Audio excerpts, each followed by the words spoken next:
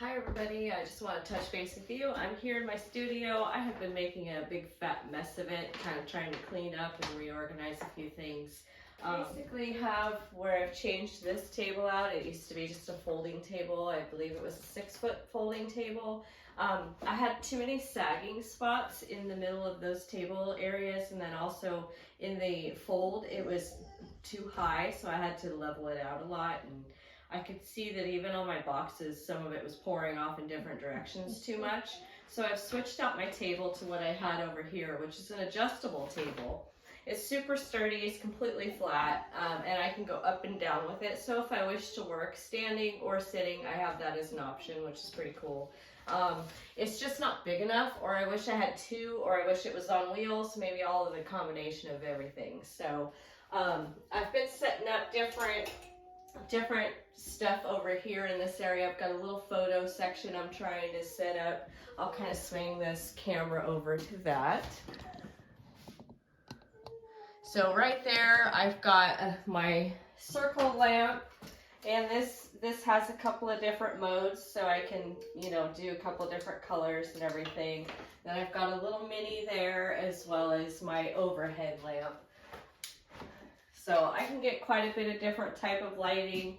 I'm still fudging with it. It's honestly more of a headache to set up lighting for pictures on my product than anything else. Like, I have better luck doing video than I do in photography, because a lot of times if it's white you have to brighten it up, and I'm doing a lot of editing. I was using just a background of my old floor, and it wasn't like as good looking as it could be, and I could still see shade differences between the different picture settings that I was doing. And not to mention, I'm like in my kitchen in the middle of the floor with all of my lighting, trying to set everything up. So that was inconvenient as heck. But anyways, this is what I have been working on, and so we'll see how it turns out.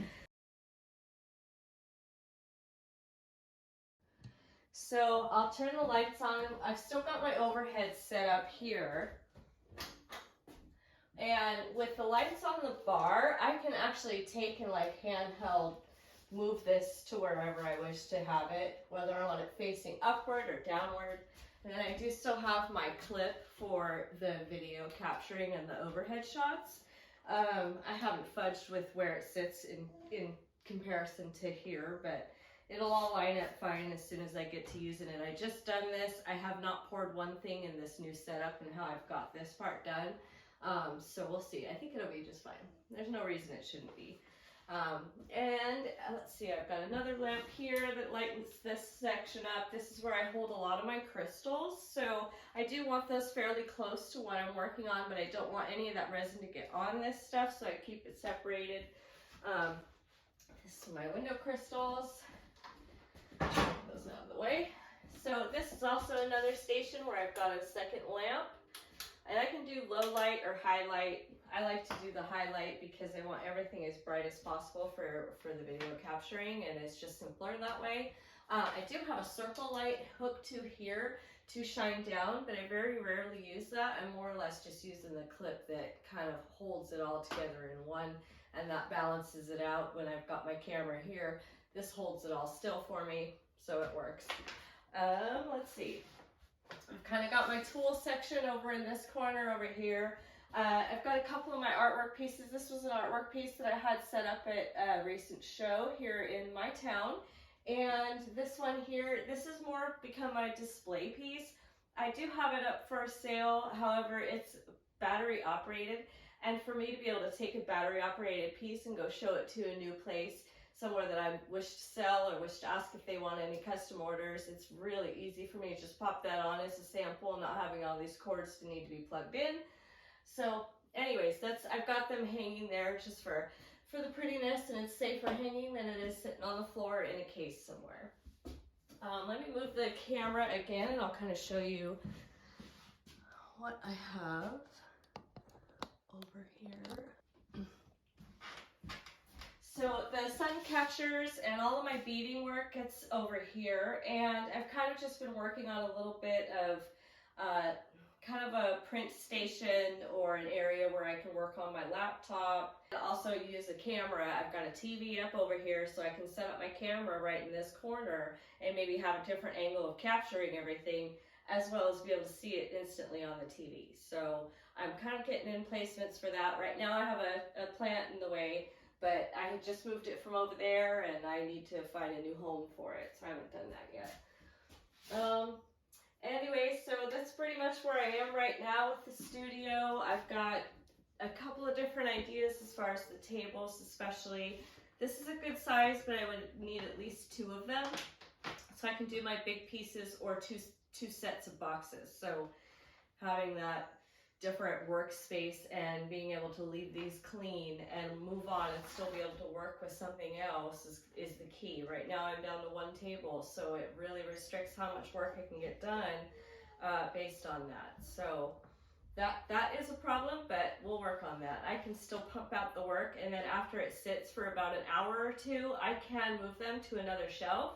I just don't want to do it while it's still doing its setting process. So after a few hours, it tends to not drip as much. It won't move too much. As long as I have it on a level surface, wherever I replace it to, should be just fine. But yeah, that's it. Just wanted to touch base with you. I've still got some of the setup obviously the same. I use the Metro shelving, wire industrial shelving, whichever you might call it. When I sold it and put it together for customers, it was called Industrial Post Systems. So it really can be called a lot of different things, but this is perfect for me.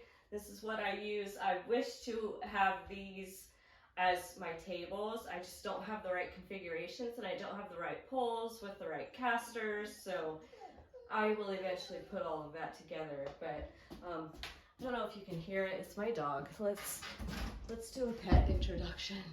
This is Pippi. Pippi. Yeah, come here. She's a little Chihuahua mix. She's chicken.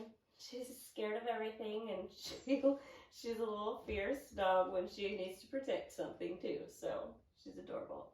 Chance, you gonna come in? Come here. Chance. Come here. Sit. Sit. This is Lady. Come here. Get your nose out. Come. Can you sit? So these 2, well, they're all pains sometimes, but these 3 dogs aren't allowed in this space. I have to keep them out, and this is exactly why I have my own studio. So anyways, all right, let's go. Out. Out. So now they're running amok downstairs.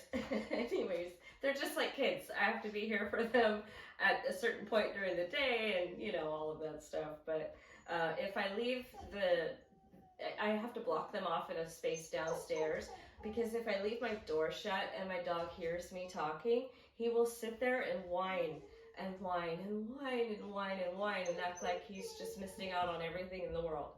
So anyways, I'll probably end the video there, because now I've got to go wrangle up all of those monsters and get them calmed back down. But I just wanted to introduce you to a little bit more of my space, a little bit more of my life. Those are our animals, and we love them dearly, but they definitely don't belong in here in my space because of what I do. And I'm constantly vacuuming up the floor just to make sure there's no, extra hair and extra dust and glitter and who knows what all over the floor. So, and here's what I use for that. Yeah. So anyways, thanks for watching this video, you guys. I hope you enjoy everything, and I hope you're having a fantastic day. We'll see you later. Bye.